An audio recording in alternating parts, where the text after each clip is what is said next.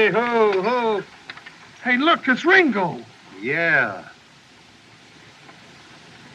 Hello, kid. Hello, Curly. Hiya, Buck. How's your folks? Oh, just fine, Ringo, except my grandfather came Shut up. Didn't expect to see you riding shotgun on this run, Marshal. Going to Lordsburg? I figured you'd be there by this time. No. Lame horse. Well, it looks like you got another passenger. Yeah. I'll take the Winchester. You may need me in this Winchester, Curly.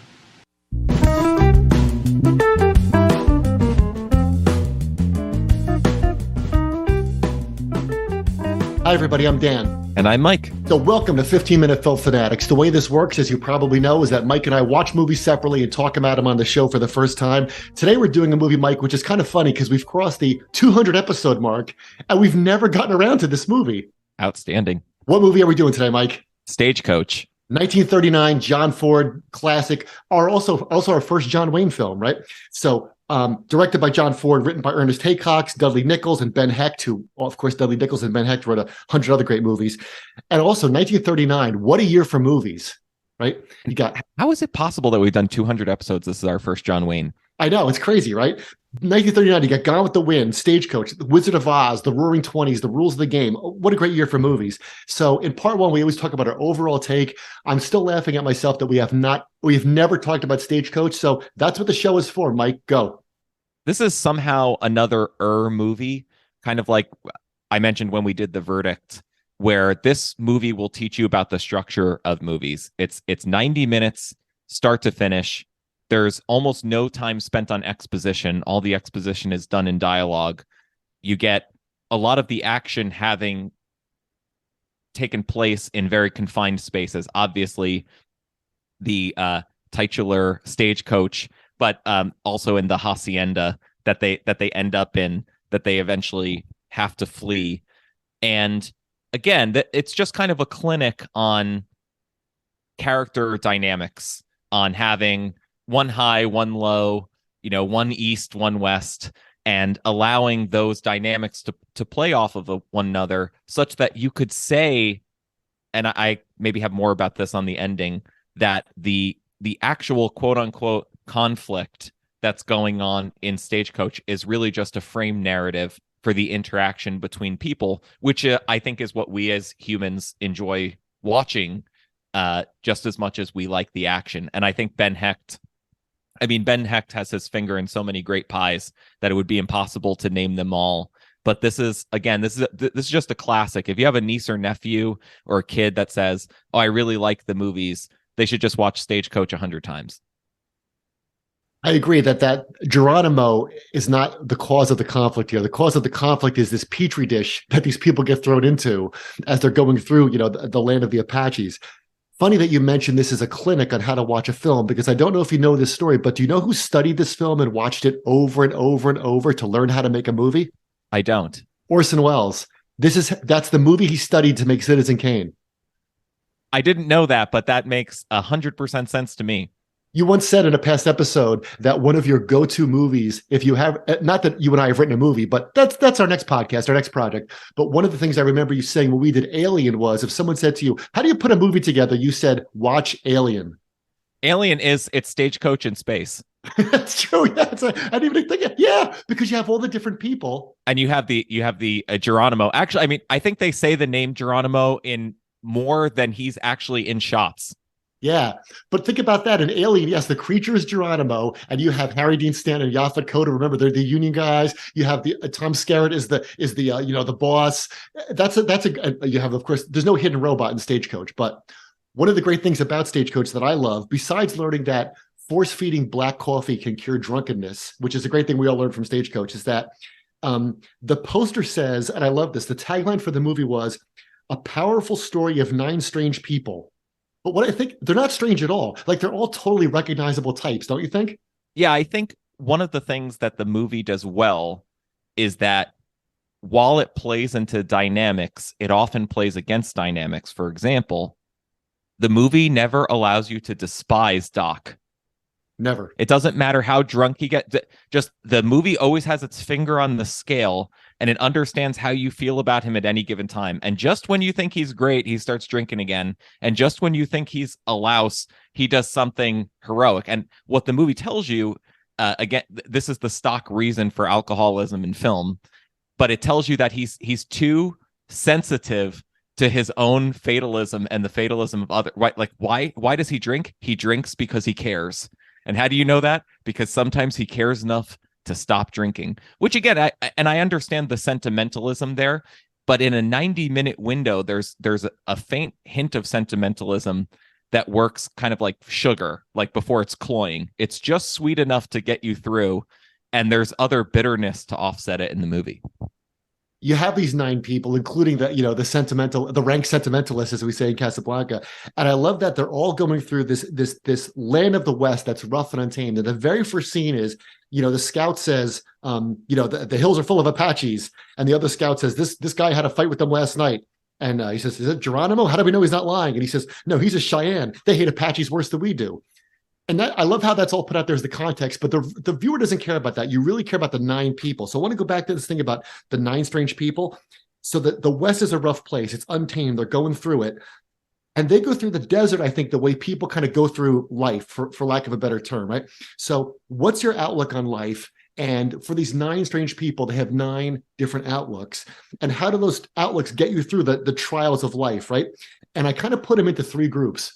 And I want to talk about this for a second. First, you have the people that keep their head down, right? The head downers. When life gets rough, you just keep going. Like there's Mr. Peacock, the whiskey salesman. I'm not going to drink, but I'll give it to other people. There's Buck, Andy Devine. If there's one thing I don't like, it's driving a stagecoach through Apache County, right? Then you get what I call like the holier than thous. You get the ladies' league. You get a Mr. Gatewood. We need a businessman for president.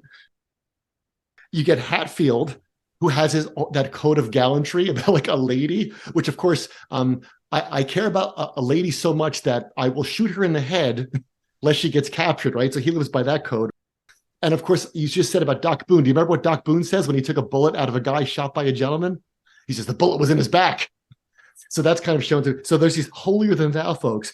But then I think you get the people that you'd want to hang out with, like the people that John Ford likes, right? And that's Doc Boone, right? You just be a proud, glorified dreg like me. You get Mrs. Mallory, who's kind of like dull, but at least she wants to go and see her husband. She's got to have the baby to keep things going. You get Ringo, who of course is John Wayne. Like, I used to be a good cowhand, but things happen, right? You get Dallas, who says you got to live no matter what happens, right? And you get Curly, the marshal who wants to do the right thing. Remember that Curly wants John Wayne to go to jail because he thinks he's saving his life. If I put you in jail, then the bad guys can't get you. And of course, he lets him escape at the end. So I think it's kind of cool. It's like John Ford clearly has his teacher's pets, but you put those teacher's pets in with these other kind of people, and you see them like, how do you approach the trials that are going to face you as you go out into this new life? Hi, welcome back. In part 2, we always talk about our favorite moment, and there's so many to pick from in this movie. But Mike, what's yours? My moment is when they bring the baby out into the hacienda to see, so that everybody can take a look at her, and they call her the little coyote, and they start to argue about whether they're going to leave or not later. But for a moment, the whole action of the movie is suspended, and it's somehow halftime. I think it's about the triumph of human moments overcoming the outside conflict. And again, there's so much about this interior exterior conflict in this movie, and I think just in movies in general, that it's difficult to put your finger directly on it, but there is something about the triumph of human experience over what's going on generally. For example, I think it's about the way that we tend to demarcate our lives by our personal losses and triumphs, right? And not who was president. Yes, that was the year that X was born. That was the year that so-and-so got married. Yeah. Imagine your second kid and try to remember who was president. You can calculate it by whatever year they were born, but you know exactly what you were wearing when the kid was born, right? And I think it's not how certain people think about movies or try to do, I think, overtly political readings of movies, right? And this movie just laughs in the face of reading into things because it's about, on the face value of it, human experience. Another scene later, they're all going to vote yes or no. and they're all going to argue over whether it's safer to leave or not for themselves or the life of the baby, right? The baby itself is kind of a MacGuffin when it comes to this argument about should we stay or should we go, but not when the baby's out, right? When the baby's out, somehow it structures reality, it structures the scene, and that, I think, is how actual moments structure our lives in the same way as that scene. Yes. To quote our mutual friend Samuel Johnson, of course, public affairs vex no man.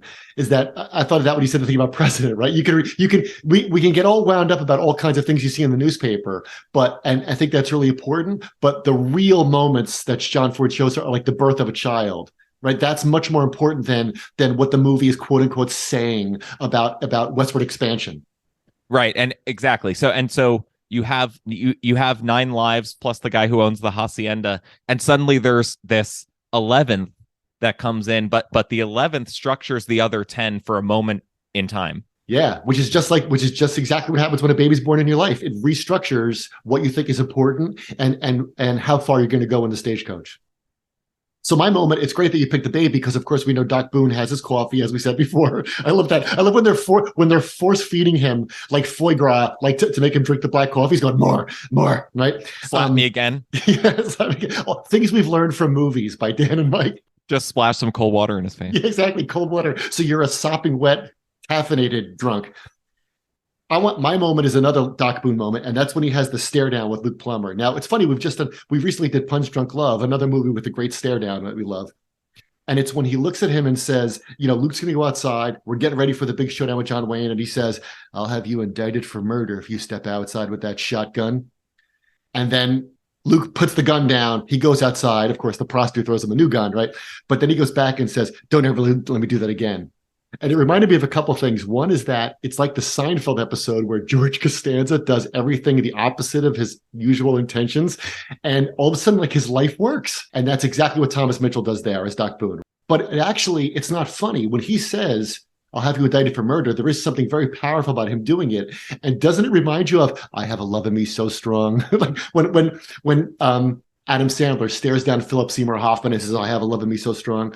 But it also, then it gets undercut with the joke, don't ever let me do that again, which I think is like a wah, wah, wah joke. Like it's not really that funny, but it does raise the issue of this. And the question is, how do moments of crisis bring out sides of us that we never saw? So you just said that a baby restructures people's lives in ways they couldn't imagine, right? You can read books about having a kid. You can see movies about having kids, but until you have kids, until you do it, you don't really know what it's like. And the same thing is with crisis moments, right? What does a crisis bring out in you?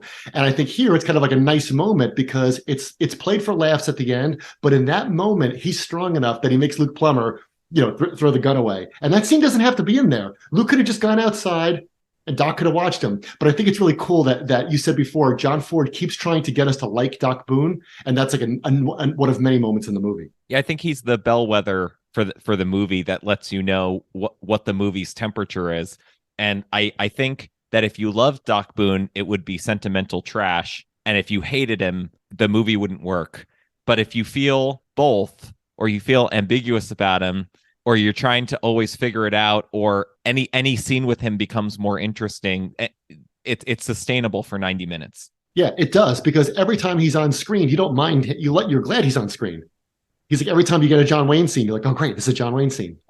But actually, you know what? To the point of that, I think the reason the movie works is because there are no dead, quote unquote, dead to us characters. Everybody in the movie is interesting. Yeah, I certainly like the way when Gatewood argues that they need to run, because essentially what's the life of one kid, versus all the money that he's got in his satchel.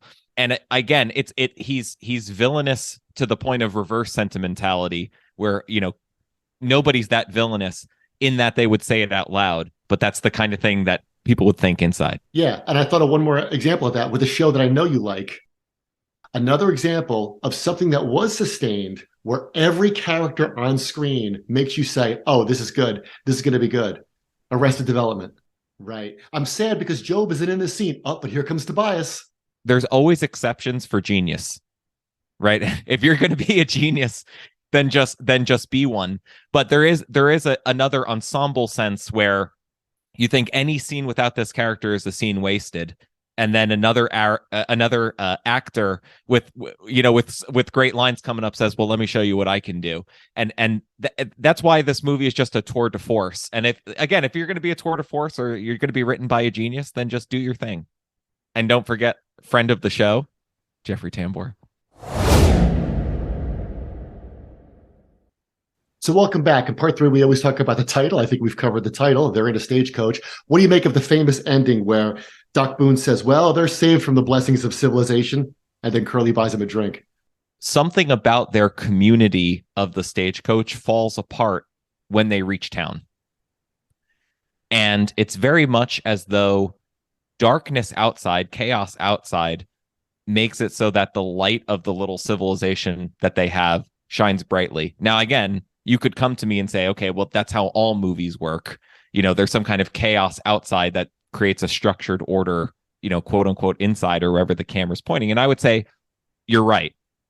But it's to a dramatic degree, to a highly visible degree in Stagecoach, because everything is exaggerated by the fact that they're cramped, that they have no room, that there's only desert and murderers outside, that and that's what creates their society. However, when they reach society, what happens is it's as though that little candlelight that they have, which shone very brightly in darkness, gets totally diffused by lights everywhere, right? Civilization is like light pollution. It's just there's so many people everywhere. There's such ordered, structured hierarchy everywhere that the personal hierarchies get kind of washed away. And that's when, the loose women become loose women again. That's when the ladies merely become wives. That's where the outlaws become outlaws again. It doesn't matter who you were in the stagecoach. A different kind of order reasserts itself. And because orders move to the outside, chaos has moved to the inside. And so the punchline of the movie is, in order to preserve the internal order of this one relationship so that they can be married, they have to get far away. They have to go to a place where there's chaos on the outside so that you can have order on the inside, which is of course like Go West, Young Man, right? It's take the order of civilization with you and go to a place where there is not, so that you can feel it inside in personal relationships. But of course, the place where they're going to go is no place, because there is no place like that, right? He's got his ranch that's going to be, again, Go West, Young Man. But I think that's true, is that they're saved from the blessings of civilization. Well, where is that? That's certainly a nice sentiment. It's like the end of The Sun Rises when he says, isn't it pretty to think so? But where are they going to go? So we talked about how these nine strange people have different points of view on how to navigate the difficult world around them. And at the end, well, what's John Ford think about all this, right? Well, you could say that what John Ford thinks is the best way to live is to break away from all that stuff, to be like Thoreau, to get away from the quote unquote blessings of civilization, he said with air quotes. But can you really get away from the blessings of civilization? No. The only place you can do that is in the movies. The only place you can do that is in art. So they go away, and Doc and Curly go to have a drink, and they're going to go back to civilization like they all will. But I think the movie makes you feel good that Dallas and Ringo are going to quote unquote escape, but there really is no escape. It's a fantasy world as much as the rest of the film is a fantasy world. And so that's where the movie leaves you, and that's why there's no movie about the two of them. There's only an implied film about the two of them, or like an invisible ending that carries on after they say hiya, and they leave them, and the horses wheel them away. The most you can do is be like Curly and let people try to get away from the blessings of civilization, because Curly's supposed to represent civilization. He's the law. He's supposed to obey the law as the marshal and do what the law says, but he doesn't. He purposely lets Ringo escape because he knows that's more important than the written law. He's following a different law, the law of right and wrong. The viewer's on his side, so he goes to let him go. But it's almost like this bargain you can make with civilization. Like, all right, I have to carry around the badge and the weight of this quote unquote civilizing influence called the law, but sometimes it's wrong. And the most you can do as a person is to undercut it, which is why he lets him go away. The fault is in us, right? Like we're the ones that make the civilization, which is cramping our style as humans. I think this movie shows you that you have to have a heart and you have to have technique. And I've seen a lot of movies that are either or, and it doesn't work. Thanks for listening, everybody. We hope you enjoyed our conversation about Stagecoach. You can follow us on Twitter at 15MINFilm. And you can also follow us where, Mike? Letterboxd. Follow us on Letterboxd. Let us know what to watch next. Thanks for listening, everybody. We'll see you next time.